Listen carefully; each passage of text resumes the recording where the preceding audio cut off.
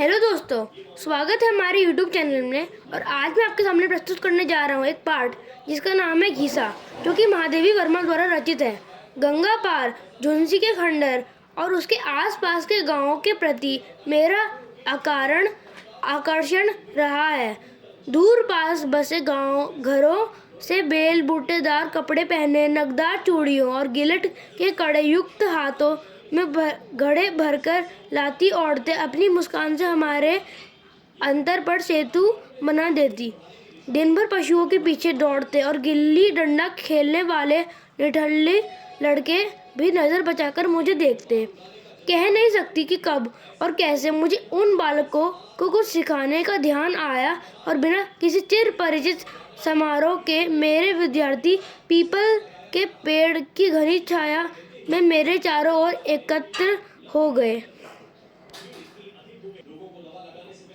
कुछ कानों में बालियां और हाथ में कड़े पहने नगर और ग्राम का सम्मिश्रण जान पड़ते थे। कुछ बड़े भाई के कुर्ते पहने खेत में डराने के लिए लगे नकली आदमी का स्मरण दिलाते थे। कुछ उभरी पसलियां बड़े पेट वाले दुबले रूखे थे, पर घीसा उनमें अकेला ही रहा और आज भी मेरी स्मृति में अकेला ही है। वह गोधूली मुझे अब तक नहीं भूली। मेरे पांव नाव की ओर बढ़ रहे थे, पर अंधकार में आती एक स्त्री को देखकर ठिठक गए। दोस्तों, आपको बता दूं कि गोधूली का मतलब शाम का वक्त होता है। सांवला रंग, लंबा मुख, बिना किनारे की गाढ़ी धोती से स्वयं को ढके अपने अर्धनग्न बालक को चिपकाए कुछ कहने लगी। कुछ शब्दों और कुछ संकेतों से मैं समझ सकी कि उसका पति नहीं है और वह जब दूसरों के घर काम करती है तो लड़का ऐसे ही घूमता है। मैं इसे भी बच्चों के साथ बैठने दूं। दूसरे रविवार को मैंने उसे सबसे पीछे दुबक्कर बैठे देखा। पक्का रंग, मलिन मुख, दो पीली बड़ी आंखें और कसकर बंद किए गए पतले होठ। वह निरंतर मुझे देख रहा था, मानो सारी विद्या सीख लेना चाहता है।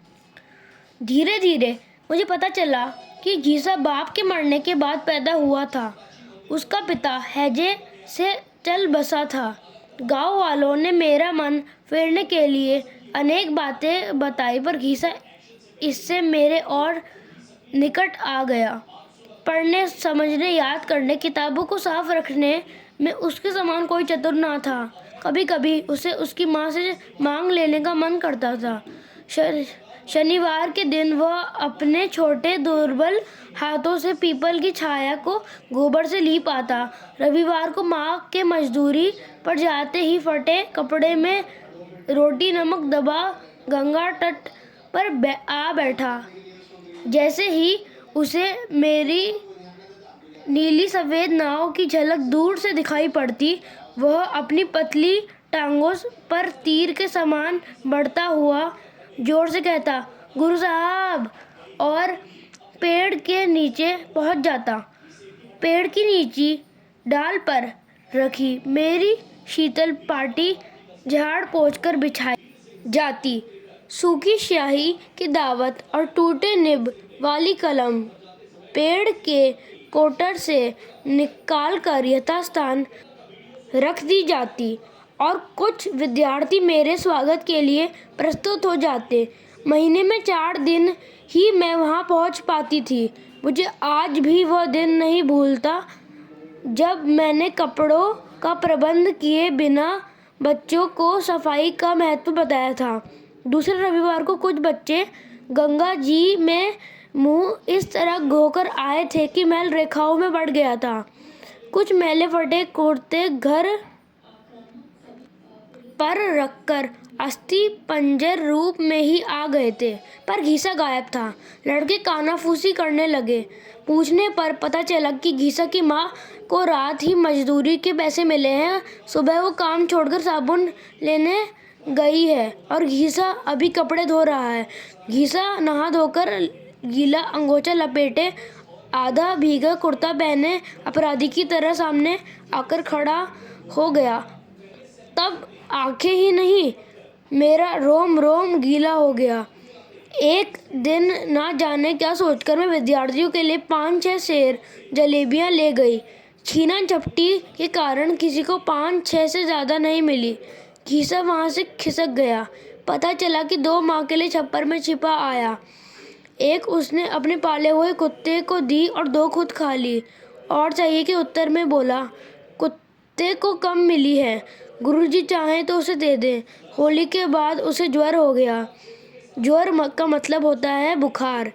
इतवार की साँझ में बच्चों को विदा दे उससे देखने चली कि वह गिरते पड़ते वहीं आता दिखा।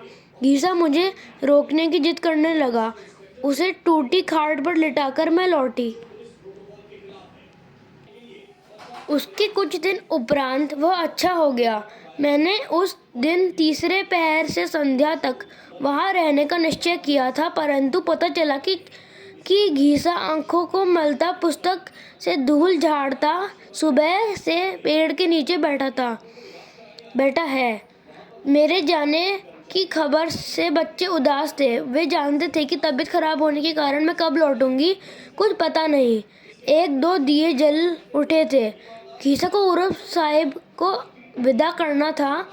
वह बड़ा सा तरबूज लिए वहाँ आया। घीसा के पास ना था पैसा, ना ही खेत थे। तब वह कहाँ से ये लाया था? क्या इसे चुरा कर लाया था? घीसा गुरु साहिब से झूठ बोलना, भगवान से झूठ बोलना समझता था। वह तरबूज कई दिन पहले ही देख आया था। माई को लौटने में देर हो गई।